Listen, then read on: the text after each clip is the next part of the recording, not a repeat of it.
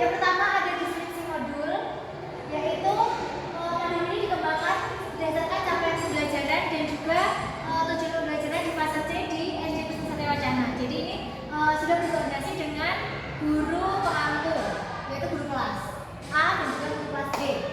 Kemudian untuk modul ini ada kompetensi awalnya, yaitu 50% siswa sudah mengerti konsep dasar demokrasi di pembelajaran sebelumnya, dan 50% siswa memahami pentingnya partisipasi dalam pengambilan keputusan secara bersama. Kemudian hanya 30% siswa sudah mengenal istilah musyawarah mufakat dan juga voting. Sampel pembelajaran yang saya ambil yaitu melaksanakan praktik musyawarah untuk membuat kesepakatan dan juga aturan bersama, serta menerapkannya dalam lingkungan keluarga dan juga sekolah. Kemudian setelah CP ini saya ambil, kemudian saya turunkan menjadi 3 tujuan pembelajaran, yaitu ranah kognitif, afektif, dan juga psikomotorik. Ranah kognitif saya ambil di C4, yaitu membandingkan antara kelebihan metode musyawarah mufakat dan juga voting. Kemudian itu nanti ada diberikan skenario sederhana gitu. Skenario konfliknya nanti adalah pemilihan perpisahan yang akan mereka lakukan. Yang kedua yaitu memberikan respon positif minimal 3 kali ketika bermusyawarah untuk mufakat ataupun voting.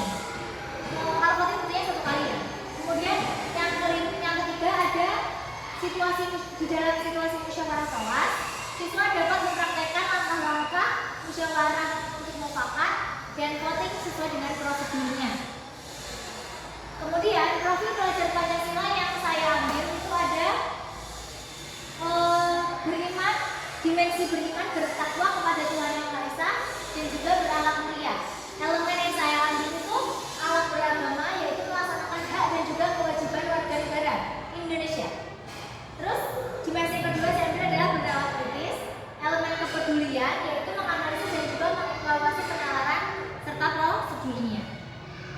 Sarana dan prasarana ada ruangan kelas sebagai lingkungan kontekstual, internet, smart TV, Canva, dan juga papan tulis, kotak suara dan juga surat suara.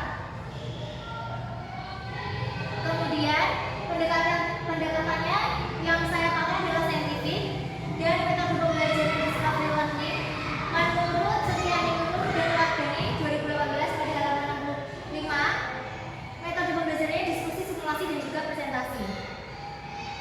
Di mana nanti diskusi ini juga akan menerapkan pembelajaran bermusyawarah. Ya, bermusyawarah mufakat atau voting. Kenapa ambil discovery? Karena sesuai dengan rekomendasi kurikulum Merdeka. Kemudian ada kegiatan pendahuluan, yaitu salam, saya mengucapkan selamat siang karena saya mengajar siang hari, kemudian saya menanyakan kabar.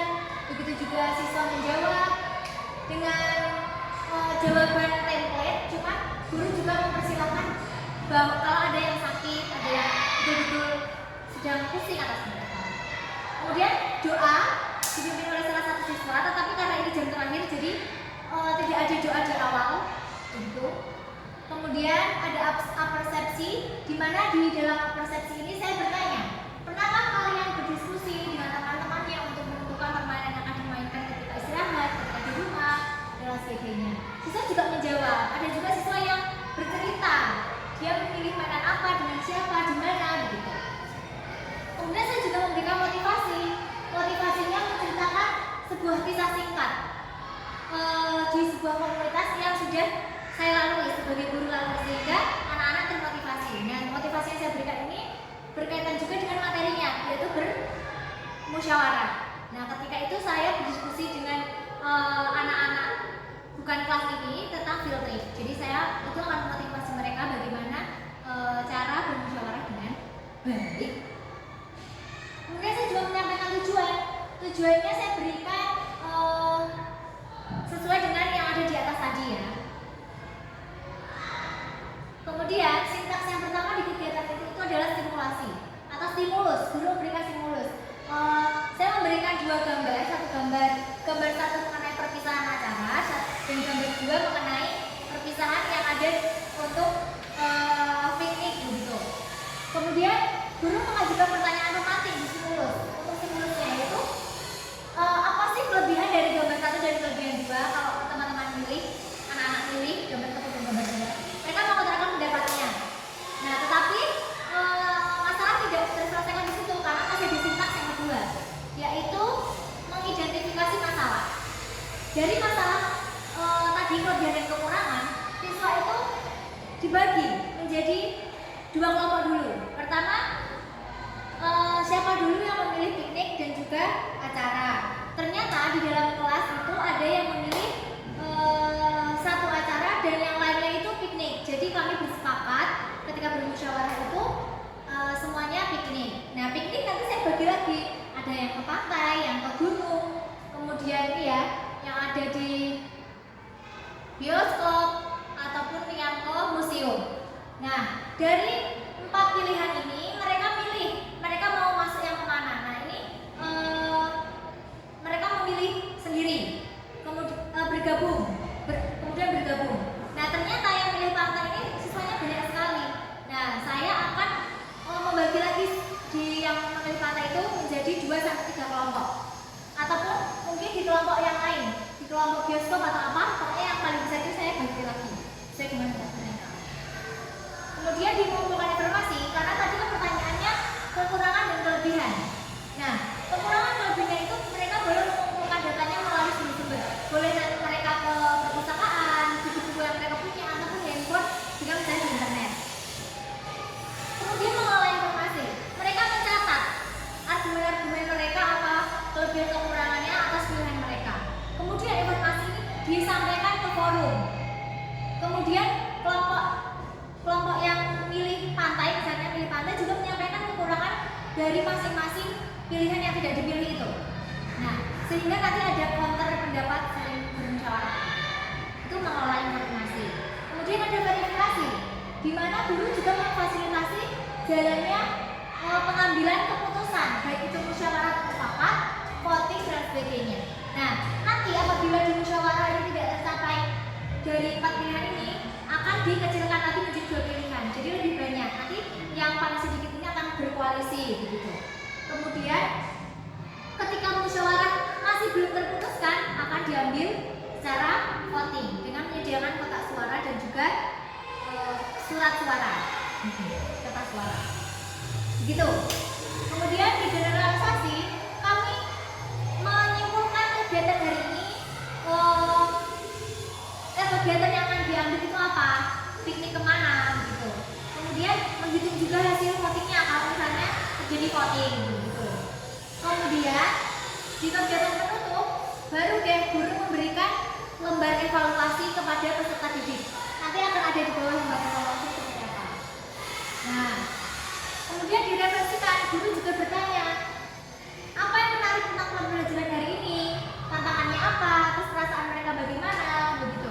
Nah, di refleksi ini juga kita membahas bagaimana sih tadi jalannya musyawarah, bagaimana tadi jalannya voting, apa perbedaan keduanya, dan sebagainya. Kemudian guru juga memberikan penugasan, yaitu tugasnya mengamati di sekitar lingkungan mereka, baik itu keluarga maupun masyarakat, mengenai pengambilan keputusan apakah musyawarah, mufakat atau voting. Dan itu akan mereka tuliskan dalam sebuah tulisan begitu ya. Kemudian akan dikumpulkan atau akan dibacakan atau dibahas di pertemuan selanjutnya. Ini ada asesmennya sikap saya menggunakan observasi, pengetahuan dengan penugasan, dan juga keterampilan juga menggunakan observasi. Saya juga akan menyediakan remedial dan juga pengayaan untuk anak-anak di kelas. Berikutnya saya lampirkan refleksi guru tentang pembelajaran hari itu. Ada 7 poin. Kemudian refleksi siswa, ini ada 2 option. Pertanyaan ini sebenarnya sudah saya tanyakan secara lisan di sana. Tapi kalau waktunya cukup saya akan berikan lembarnya. Kalau waktunya tidak cukup, saya cukup dengan lisan saja. Ini rubriknya untuk sikap saya ambil di P3 tadi yang dimensi seniman dan juga bernalar putih. Kemudian ini untuk rubrik penugasan, kisi-kisinya meskipun tadi C-nya itu dari C4 tapi juga akan ke C4 dan juga C5, jadi bertingkat. Yang saya lewati hanya C3 saja. Ini untuk kriterianya ketika menjawab dan ini predikat. Ini untuk keterampilan karena ini observasi, jadi saya tidak menggunakan diskusi ya, langsung ke kriteria aja. Kemudian ini bahan ajarnya sebagai penguatan di generalisasi. Begitu, jadi mereka setelah berdiskusi mengenai piknik dan juga acara, terus ternyata milihnya piknik, terus pikniknya ke mana, itu dibedakan. Mana yang bagian musyawarah tadi, mana yang bagian voting. Ada musyawarahnya nggak, ada votingnya nggak? Kelebihan, kalau ada apa kelebihan dan kekurangannya masing-masing. Gitu. Kita bahas sebentar. Kemudian juga ditampilkan gambar ya sebagai stimulus tadi. Dan ini lembar kerja siswanya. Menuliskan perbedaan ini untuk yang evaluasi di penutup. Saya membedakan lembar ini seperti 3 perbedaan yang diamati dalam musyawarah mufakat. Kemudian tabel pengertian langkah-langkah kelebihan kekurangan antara musyawarah mufakat dan juga voting. Kemudian berdasarkan yang sudah dilakukan tadi, kira-kira kegiatan mana atau metode mana yang lebih baik menurut dia, dan diberikan alasannya. Nah, ini AB-AB ini apa? Nanti ketika milihnya piknik atau acara kan ada salah satu, terus salah satu itu dipisah lagi. Kalau acaranya di mana, kalau pikniknya di mana. Nah, saya mau masing-masing 4. Nah, dari 4 ini kan saya tadi jelaskan berkoalisi. Jadi hanya ada 2 yang dipilih, yaitu pilihan A dan pilihan B. Ini menjadi surat suara yang akan dimasukkan ke kotak suara. Oke, sekian presentasi dari saya. Apakah ada yang ditanyakan? Saya mau tanya, ini kan terkait modulnya berdiferensiasi. Iya, betul. Mungkin bisa dijelaskan letak diferensiasinya itu di mana? Oke, letak diferensiasinya itu ketika pemilihan kelompok. Karena pemilihan kelompoknya bukan berdasarkan kemampuan, karena materinya ada musyawarah. Jadi saya berpikir lebih baik musyawarahnya itu bersama dengan apa yang bidang yang mereka minati. Misalnya, oh saya pinginnya pikniknya saya dari pilihan 4 ini, saya menariknya ke gunung. Nah, jadi kan ada saya, juga ada teman-teman saya, ini berkumpul gunung-gunung, pantai-pantai. Meskipun nggak seimbang, ya nggak apa, karena itu berdasarkan pilihan mereka. Itu menurut saya sudah diferensiasi. Terima kasih. Oke, sudah? Ya. Terima kasih atas perhatiannya. Sekian dan terima kasih lagi.